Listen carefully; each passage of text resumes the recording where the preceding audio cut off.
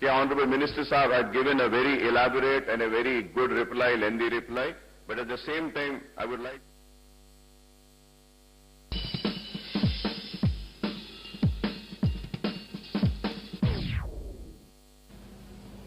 నమస్కారం. Public pulse కార్యక్రమానికి స్వాగతం. 1988లో వచ్చిన బినామీ ఆస్తుల చట్టాన్ని పకడ్బందీగా అమలు పరిచేందుకు మోదీ ప్రభుత్వం సిద్ధమవుతోంది. దేశంలో బినామీ పేరుతో సాగుతున్న దందాను చెక్ పెట్టేందుకు రంగం మొదలైంది. అవినీతి, నల్లధనాన్ని అంతమొందించడానికి కంకణం కట్టుకున్న కేంద్రం దృష్టి ఇప్పుడు బినామీ ఆస్తులపై పడింది. బినామీ ఆస్తుల చట్టం ఉన్నా అది అమలు కావటం లేదు. ఇంతవరకు నోటిఫై కూడా చేయలేదు. భారతదేశంలో పన్ను ఎగ్గొట్టానికి, అవినీతి ధనాన్ని దాచుకునేందుకు బినామీ ఆస్తుల పేరిట కూడబెడతారు అక్రమార్కులు. ఇందులో రాజకీయ నాయకుల దగ్గర నుంచి డాక్టర్లు, యాక్టర్లు, ప్రభుత్వ అధికారులు, వ్యాపారులు అందరూ ఉన్నారు. हमारे देशवासियों के लगातार प्रयासों का परिणाम है। अलग अलग इंडिकेटर्स के जरिए भारत की वैश्विक रैंकिंग में बढ़ोतरी दिखाई दे रही है। वर्ल्ड बैंक की डूइंग बिजनेस रिपोर्ट में भारत की रैंकिंग बढ़ी है। हम भारत में बिजनेस प्रैक्टिसेस को दुनिया के बेस्ट प्रैक्टिसेस के बराबर बनाने का तेजी से प्रयास कर रहे हैं और सफलता मिल रही है। अंकटेड उसके द्वारा जारी वर्ल्ड इन्वेस्टमेंट रिपोर्ट के अनुसार top prospective host economies for 2016-18 में भारत का स्थान तीसरा पहुंच गया है। బినామీ ఆస్తుల చట్టాన్ని కఠినంగా అమలు పరచాలని మోడీ ప్రభుత్వం కృత నిశ్చయంతో ఉంది. उसमें तो पीछे हटने का कोई प्रश्न ही नहीं उठता है।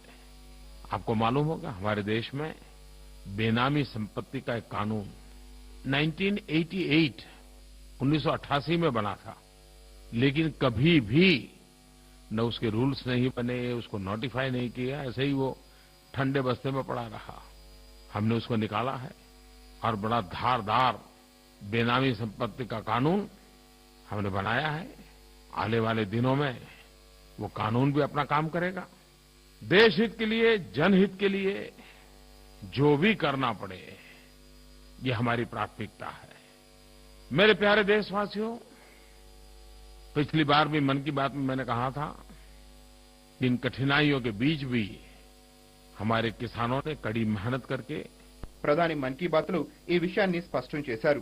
బినామీ ఆస్తులు ఎక్కడ ఉన్నాయో ప్రజలే ప్రభుత్వానికి సమాచారం అందించాలని ప్రధానమంత్రి కోరారు. మైగవ్ యాప్ ద్వారా బినామీల సమాచారం అందించాలని ప్రజలకు విజ్ఞప్తి చేశారు. బినామీ చట్టం వస్తే ఆస్తుల సంపాదనపై పారదర్శకత పెరుగుతోందని, దొడ్డిదారిన అక్రమంగా ధనం నిల్వ చేయటం తగ్గటం ద్వారా పన్ను ఎగవేతకు అవకాశం ఉండదని ప్రభుత్వం భావిస్తోంది. అవినీతి, నల్లధనాన్ని అంతమొందించాలన్న కేంద్ర ప్రభుత్వం కృత నిశ్చయంతో ఉంది. ఈ నేపథ్యంలో బినామీ చట్టం ఇక నుంచి కఠినంగా అమలు కానున్నట్లుగా తెలుస్తోంది. దీనికి సంబంధించి పూర్తి సమాచారం ప్రత్యేక చర్చా కార్యక్రమంలో పాల్గొనడానికి మనతో పాటు స్టూడియోలో సిద్ధంగా ఉన్నారు చార్టెడ్ అకౌంటెంట్ కె హనుమాన్లు గారు. వారిని అడిగి మరింత తెలుసుకునే ప్రయత్నం చేద్దాం. నమస్తే అండి. సార్, ముఖ్యంగా మనం చూసుకున్నట్లయితే అసలు ఈ బినామీ చట్టం ఎప్పటి నుంచో అందుబాటులో ఉంది, అమల్లో ఉంది, కానీ అది కఠినంగా అమలు అవ్వట్లేదు. అసలు బినామీ చట్టం అంటే ఏంటో కూడా చాలా మందికి తెలియని పరిస్థితి. అసలు బినామీ చట్టం అంటే ఏంటి? బినామీ చట్టం 1988లో పాస్ అయినా కానీ దానికి రూల్స్ ఫ్రేమ్ చేయలేదు, నోటిఫై చేయలేదు. నోటిఫికేషన్ డేట్ నుంచే యాక్ట్ ఇంప్లిమెంటేషన్కి వస్తుంది. అయితే ఇప్పుడు ఏం చేస్తున్నారంటే దానికి కొన్ని లూప్ హోల్స్ ఉన్నాయని చెప్పి వాటి ఫుల్ఫిల్ చేయడానికి బట్ మొత్తం ఆ లూప్ హోల్స్ అని ప్లగ్ చేసేసి ఇప్పుడు ఆగస్ట్ 2016లో యాక్ట్ అమెండ్మెంట్ అయితే ప్రెసిడెంట్ మా అనుమతి కూడా వచ్చిన తర్వాత 1 నవంబర్ 2016 నుంచి ఇంప్లిమెంటేషన్లోకి వచ్చింది. బినామీ యాక్ట్స్ ప్రొహిబిషన్ అమెండ్మెంట్ యాక్ట్. ఇది అంటే 1988 కంటిన్యూషన్ అన్నమాట ఇది.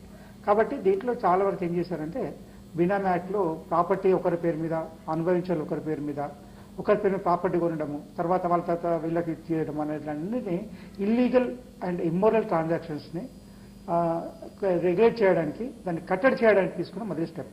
అంటే ఇప్పుడు మనకు జిఎస్టీ వచ్చింది, డిమానిటేషన్ వచ్చేసింది, రియల్ ఎస్టేట్ రెగ్యులేషన్ వచ్చేసింది, తర్వాత ల్యాండ్ డిజిటలైజేషన్. అంటే ఏ ల్యాండ్ ఎవరి పేరు మీద ఉంది, దానికి లింక్ ఏంటి, దాని ఆధార్ కార్డు ఏంటి, ఎవరి పేరు మీద ఉంది, నుండి వచ్చిన తర్వాత దాని కంటిన్యూషన్ బినామీ యాక్ట్. ఇంకా తర్వాత కూడా ఇంకా కొన్ని ఇట్లాంటి యాక్ట్స్ ఇంప్లిమెంటేషన్ చాలా పదును చేసే అవకాశం ఉంది. ఇలాంటి అంటే first corruption and black money అంటే corruption means money from illegal sources, maybe smuggling కావచ్చు, మళ్ళీ ఇవి అంటే చూడండి ఆర్మ్స్ డీలింగ్ కానీ, లేకపోతే హ్యూమన్ ట్రాఫికింగ్ కానీ, ఇలాంటివన్నీ నార్కోటిక్ డ్రగ్స్ కానీ, ఇలాంటివన్నీ యాక్టివిటీస్లో వచ్చిన డబ్బుని వాళ్ళ దగ్గర పెట్టుకోరు. వాళ్ళు ఏం చేస్తుంటే వాళ్ళ పనిచేసే వాళ్ళ పేరు మీద ఎవరి పేరు మీద ఇన్వెస్ట్మెంట్ చేస్తారు. వాళ్ళకు వాళ్ళు పనిచేసే వాళ్ళు బినామీ అవుతారు, వీళ్ళు ఓనర్స్, డబ్బు ఇచ్చిన వీళ్ళు, తీసుకున్న కొన్న వాళ్ళు మాత్రం వాళ్ళు. దాన్ని కంట్రోల్ చేయడానికి ఈ బినామీ యాక్ట్ తీసుకొచ్చారు అనమాట. దీని ప్రకారం ఏమవుతుందంటే ఒక వ్యక్తి ఒక పర్సన్ ఇంకోరికి డబ్బులు ఇచ్చి ఆయన పేరు పరిచయ ప్రాపర్టీ చేస్తే అది income tax department regulator authority, income tax డిపార్ట్మెంట్కి తెలిసిన రోజున వాళ్ళు ఆ ప్రాపర్టీ మొత్తం 25% పెనాల్టీ వేసి 25% వాల్యూ పెనాల్టీ తీసుకుంటారు. 7 సంవత్సరం జైలు వేసే అవకాశం ఉంటుంది. అదేవిధంగా రాంగ్ ఇన్ఫర్మేషన్ ఇచ్చిన వాళ్ళకి 10% ఆఫ్ మార్కెట్ వాల్యూ పెనాల్టీ వేసేసి మళ్ళీ 5 years జైలు వేసే అవకాశం ఉంటుంది. అదేవిధంగా ఇంకోసారి స్ట్రింజెంట్ కేసు ఉందనుకోండి, పెద్ద వాల్యూ ఉందనుకోండి, మొత్తం గవర్నమెంట్ కాన్ఫిస్కేట్ చేసే అవకాశం ఉంటుంది. ఇది mainly against money from illegal sources. ఇది బినామీ ప్రొహిబిషన్ యాక్ట్ తీసుకొచ్చారు. అయితే నార్మల్ గా ఎంత నల్ల కుబేరులైనా కూడా, నల్లధనం దాచే వాళ్ళైనా కూడా ఒక సిఏ దగ్గర అన్ని డీటెయిల్స్ అన్ని చెప్పే అవకాశాలు ఉంటాయి. సో మీకు వచ్చిన అంచనాల ప్రకారం ఇప్పటి వరకు మోదీ ప్రభుత్వం ఏదైతే ఉందో ఆ నల్లధనాన్ని బయటకు తీయడంలో సక్సెస్ అయ్యారని చెప్పుకోవచ్చు అంటారు. ఇప్పుడు నల్లధనం అనేది వేరు, ట్యాక్స్ కట్టది నల్లధనం అవుతుంది. ఇప్పుడు చాలా మంది ఏమవుతారంటే మా దగ్గరకు వచ్చే ఇన్ఫర్మేషన్ ప్రకారము వాళ్ళకి వచ్చే ఇన్ఫర్మేషన్ వాళ్ళ పేరు మీద ఏం ప్రాపర్టీస్ ఉన్నాయి, వాళ్ళ బ్యాంక్ అకౌంట్స్ ఏమున్నాయి అని ముందే అడుగుతాం. మేము ఫస్ట్ ఇచ్చినప్పుడు మా దగ్గర అడుగుతాం అన్నమాట. వాళ్ళు చెప్పింది వినకుండా మేమేం చేస్తాం, కొందరు 2 types ఆఫ్ ప్రొఫెషన్. కొందరు ఏం చేస్తారంటే వాళ్ళు ఏం చెప్తే దాని ప్రకారం రిటర్న్స్ ఫైల్ చేస్తారు, కాన్సిక్వెన్స్ మీరు చూసుకుందామని చెప్తారు. కానీ కొందరు మేమేం చేస్తామంటే మీరు మాకు వచ్చే ఇన్ఫర్మేషన్ మొత్తం ఇవ్వండి, దాని ప్రకారం మేము ప్లానింగ్ చేద్దాము, ఏదైనా ట్యాక్స్ తగ్గే అవకాశం తగ్గిద్దాము, లేకపోతే ట్యాక్స్ కట్టాలి, తర్వాత మీకు ఫ్యూచర్లో పెనాల్టీస్ కానీ ఇంట్రెస్ట్ కానీ ఉండదు, ప్రాసిక్యూషన్ చేసే అవకాశం ఉండదు అని ప్రివెంటివ్ ప్రాక్టీస్ మేము చేస్తాం. కాబట్టి కొందరు 2 విధాల ప్రాక్టీస్ ఉంది, కొందరు అలా చేసేవాళ్ళు, కొందరు ఇలా చేసేవాళ్ళు ఉన్నారు. మా ప్రొఫెషన్లో అంటే 2 types ఉన్నారు కాబట్టి మేము మాత్రం స్పెసిఫిక్గా గత 30 సంవత్సరాలు బట్టి టోటల్ ఇన్ఫర్మేషన్ తీసుకొని దాని ప్రకారం రిటర్న్స్ తయారు చేసి దాని ప్రకారం ట్యాక్స్ కట్టిస్తాము. దాని ప్రకారం పెనాల్టీ ప్రాసిక్యూషన్ లేకుండా నాకు ఎన్ని సంవత్సరాలు 30 సంవత్సరాలు ఒకనాడు కూడా మాకు ఆడిట్ ఆబ్జెక్షన్ కూడా రాకుండా పెనాల్టీ కేసు కూడా లేకుండా జరిగింది. అంటే దిస్ డీలింగ్ ఆఫ్ ప్రొఫెషన్. ఇప్పుడు మీరు రైట్ డాక్టర్ దగ్గరికి వెళ్ళారనుకోండి, రైట్ ట్రీట్మెంట్ దొరుకుతుంది, రాంగ్ డాక్టర్ దగ్గరికి వెళ్తే రాంగ్ ట్రీట్మెంట్ దొరుకుతుంది. అంటే selection by the tax payer. So normal గా ఆర్థిక శాఖల లెక్కల ప్రకారం ఈ నెలాఖరులోగా కేంద్ర ఖజానాకి మరో 7 లక్షల కోట్ల అదనపు ఆదాయం వచ్చే అవకాశం ఉందంటూ కూడా అంచనాలు వేస్తున్నారు. ఇది ఇంకా పెరిగే అవకాశం ఉందంట. ఇప్పుడు సెప్టెంబర్ వరకు డైరెక్ట్ ట్యాక్స్ కలెక్షన్ 22% పెరిగింది. ఇండైరెక్ట్ కలెక్షన్ 20 ఇండైరెక్ట్ ట్యాక్స్ అంటే సెంట్రల్ ఎక్సైజ్ అనుకోండి, సర్వీస్ ట్యాక్స్ అనుకోండి, ఇవన్నీ 28% పెరిగింది. కాబట్టి దానివల్ల ఏమవుతుందంటే మనకు ట్యాక్స్ రెవెన్యూ ఎందుకు పెరుగుతుంది? ఊరికే పెరగదు. ఎవరో రేట్స్ చేయడం, సర్వే చేయడం వల్ల పెరగల. వాళ్ళ డిపార్ట్మెంట్స్కి ఇన్ఫర్మేషన్ వస్తుంది. ఆ ఇన్ఫర్మేషన్ ఎలా వస్తుందంటే 2004 తీసుకున్న యాక్ట్ అమెండ్మెంట్ ప్రకారం యాన్యువల్ ఇన్ఫర్మేషన్ అనేది అన్ని departments income tax department submit చేయాలి. ఇప్పుడు ఆ ఇన్ఫర్మేషన్ వచ్చినా కొద్దీ ఈ ట్యాక్స్ కలెక్షన్ పెరుగుతుంది అన్నట్టు. ఈ పెరిగిన కలెక్షన్ లోపల 2009 సంబంధించి, 2010 సంబంధించి, 11 సంబంధించి ఉండొచ్చు. అంటే కలెక్షన్ మొత్తం యాక్చువల్ రిసీట్ బేస్ మీద తీసుకుంటారు. కావడం వల్ల మనకి కలెక్షన్ పెరిగినట్టుగా కనబడుతుంది. ఇది ఈ సంవత్సరం సంబంధించి కాదు, పాత సంవత్సరాలకు సంబంధించి ఉంటుంది. కరెంట్ ఇయర్ అడ్వాన్స్ ట్యాక్స్ కూడా ఉంటుంది. కాబట్టి మనకి ఏమనుకుంటామంటే సక్సెస్ అయ్యామని చెప్పారు. సక్సెస్ ఇంకా ఉంది. ఈ 30 డిసెంబర్కి వచ్చిన ట్యాక్స్ నుంచి ఎంత కరెక్ట్గా ఉంది, ఎంత మంది డిస్క్లోజ్ చేస్తారు. వాళ్ళు జనవరి 31 ట్యాక్స్ కట్టవచ్చు, మార్చి వరకు అడ్వాన్స్ ఇన్స్టాల్మెంట్ కట్టుకోవచ్చు. కాబట్టి ఇప్పుడు 12 లక్షల కోట్లు బ్యాంకులో వచ్చింది, వైట్ మ్యాన్ అయినా కాదు. ఈ 12 లక్షల కోట్లు ట్యాక్స్ కట్టింది ఎంత, ట్యాక్స్ కట్టింది ఎంత అనేది వాళ్ళు అనలైజ్ చేసుకొని మార్చి లోపల అడ్వాన్స్, జనవరి లోపల ట్యాక్స్ కట్టుకుంటే మార్చి లోపల అడ్వాన్స్ కట్టుకొని వాళ్ళు అప్పుడు డిక్లేర్ అవుతుంది ఈయన ట్యాక్స్ ఎంత కట్టారు, ఈయన ఇంత డిస్క్లోజ్ చేశారు అనేది. ఇది జనరల్గా జరిగే ప్రక్రియ అన్నమాట. రైట్ సార్, కాలర్ ఉన్నారు మాట్లాడడానికి. అశోక్ గారు హైదరాబాద్ నుంచి. అశోక్ గారు చెప్పండి. Ashok garu right sir, normal గా ఈ బినామీ చట్టం కనుక అమల్లోకి వచ్చినట్లయితే బడాబాబులతో పాటు రాజకీయ ప్రముఖులు అలాగే ఇతర రంగ ప్రముఖుల జాతకాలు కూడా బయటపడతాయని ఒక అంచనా వేస్తున్నారు. అంటే వీళ్ళకి ఏ రకంగా అయినా మినహాయింపు ఉండే అవకాశం ఉందంటారా? ఈ గవర్నమెంట్ ఒక స్పెషాలిటీ ఏంటంటే ఎవరిని ప్రత్యేకంగా లేదు, ఎవరు పర్టికులర్గా లేదు, అందరికీ సమానం. అంటే everybody should obey the law, nobody is above the law. ఆ పాలసీలో ఏం చేస్తారంటే ఎవరైనా కానీ, రాజకీయ నాయకులు అనుకోండి, గవర్నమెంట్ అఫీషియల్స్ అనుకోండి, ఎవరైనా కానివ్వండి, ఇల్లీగల్ మనీ ఉన్న వాళ్ళు కానీ వాళ్ళ పేరు మీద ప్రాపర్టీ కాకుండా వేరే వాళ్ళ పేరు ప్రాపర్టీ కొంటే ఇది బినామీ యాక్ట్ అవుతుంది. కొన్నతనికి శిక్ష ఉంటుంది, ఎవరి పేరు మీద ప్రాపర్టీ ఆయనకు శిక్ష ఉంటుంది. కాబట్టి ఇలాంటి వాటికి stringent punishment income tax administrative authority ఇచ్చారు కాబట్టి income tax assistant commissioner deputy commissioner వాళ్ళు అసింగ్ అథారిటీ వాళ్ళు అంటే అథారిటీ ఆఫీసర్ వాళ్ళు నోటీస్ ఇచ్చిన తర్వాత అప్పుడు దానికి ప్రొసీజర్ స్టార్ట్ అవుతుంది. అయితే దీనికి మీరు అన్నట్టుగా పొలిటికల్ వాళ్ళకైనా ఎగ్జామ్షన్ ఉందా ఇదేముంది, ఎవ్వరికి ఎగ్జామ్షన్ లేదు.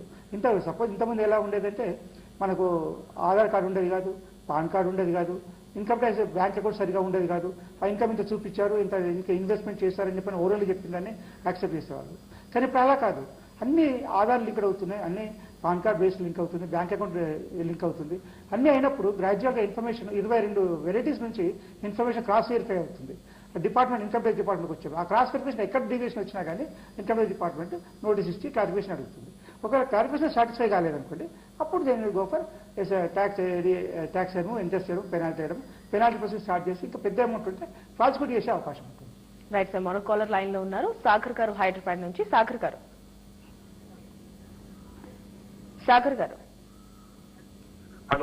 హలో చెప్పండి సాగర్ గారు.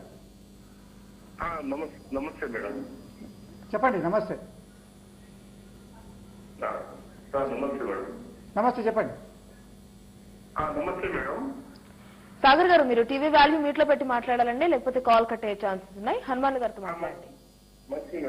హలో నమస్తే సార్. నమస్తే చెప్పండి. అది ఇప్పుడు హైదరాబాద్ లో వివిధ రాజకీయ నాయకులు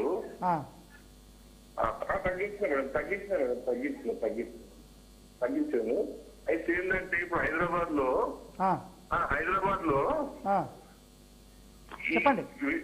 వివిధ రకాల రాజకీయ నాయకులు కొన్ని వందల వేల ఎకరాలు పొలాలను విరాయించుకొని అడ్డం దుడ్డం లేకుండా చెరువులను గాని నాలులను గాని మొత్తం ఉన్నటివన్నిటిని ఈ రోజు పెద్ద కాంగ్రెస్ కట్టుకున్నారు. మన వాడని ఇలాంటి యాక్షన్ ఉంటుంది సార్. ఇప్పుడు ఇది ఒకటి ఏంటంటే మీరు చెప్పింది ఏంటంటే వేరే వాళ్ళ ప్రాపర్టీ, గవర్నమెంట్ ప్రాపర్టీ కానీ ఇరిగేషన్ డిపార్ట్మెంట్ ప్రాపర్టీలో కట్టారు. ఇది అంటే పర్మిషన్ లేకుండా కట్టారన్నమాట. పర్మిషన్ లేకుండా కట్టడం అనేది చూసుకోవాల్సింది జిహెచ్ఎంసీ అండ్ హెచ్ఎండిఏ. ఇది దానికి ఎక్కడ రికార్డు ఉండదు. వీళ్ళు పర్మిషన్ తీసుకున్నట్టుగా ఉండదు, ఆ ప్రాపర్టీ కొన్నట్టుగా ఉండదు, ప్రాపర్టీ అమ్మినట్టుగా ఉండదు, ఎక్కడ రికార్డు ఉండదు. అది ఎందుకొరకంటే అది total base land it self ఇది ఇల్లీగల్. అది కాబట్టి అలాంటివి ఉండవు. ఆక్యుపేషన్ ఉంటుంది, కన్స్ట్రక్షన్ ఉంటుంది, కానీ ఒరిజినల్గా ఉండదు అక్కడ రికార్డులు.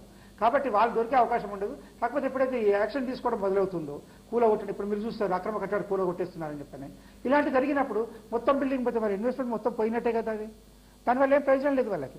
వాళ్ళు టెంపరీగా ఎంజాయ్ చేసినా కానీ, టెంపరీగా హ్యాపీగా అనుకున్నా కానీ లాంగ్ రన్లో ఆ ఓనర్షిప్ మాత్రం, ల్యాండ్ ఓనర్షిప్ మాత్రం మారదు. ల్యాండ్ రికార్డ్స్ ప్రకారం అలాగే ఉంటుంది. అలాంటప్పుడు ఈ గవర్నమెంట్ ఇంకో గవర్నమెంట్ కానీ యాక్షన్ తీసుకునే అవకాశం ఉంటుంది. మీకు right to information act information వచ్చేస్తుంది, లేకపోతే జీపీఆర్ఎస్ సిస్టంలో మీకు ఎక్కడ లొకేషన్ తెలుస్తుంది, సర్వే ప్రకారం కూడా తెలుస్తుంది. ఈవెన్ ప్రైవేట్ పర్సన్ కూడా సర్వే ఏమైనా అడగొచ్చు. అలాంటప్పుడు అన్ని దొరికినప్పుడు ఇలాంటి అన్ని దొరుకుతాయి, ఇవాళ రేపు దొరుకుతాయి. కాకపోతే మనం టైం అనేది ఇంపార్టెంట్. కాకపోతే ఎవరు కూడా తప్పించుకునే అవకాశం మాత్రం లేదు. రైట్ సార్, మరో కాలర్ లైన్ లో ఉన్నారు. ప్రభాకర్ రెడ్డి గారు కరీంనగర్ నుంచి. ప్రభాకర్ రెడ్డి గారు నమస్తే మేడం. చెప్పండి. నమస్తే సార్. నమస్తే చెప్పండి సార్.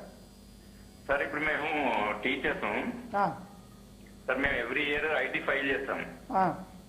అంటే ఇది సరిపోతుందా సార్? మాకేమైనా అగ్రికల్చర్ భూములు ఉంటే వాటికి కూడా సపరేట్ ఫైల్ చేయాల్సి ఉంటుందా?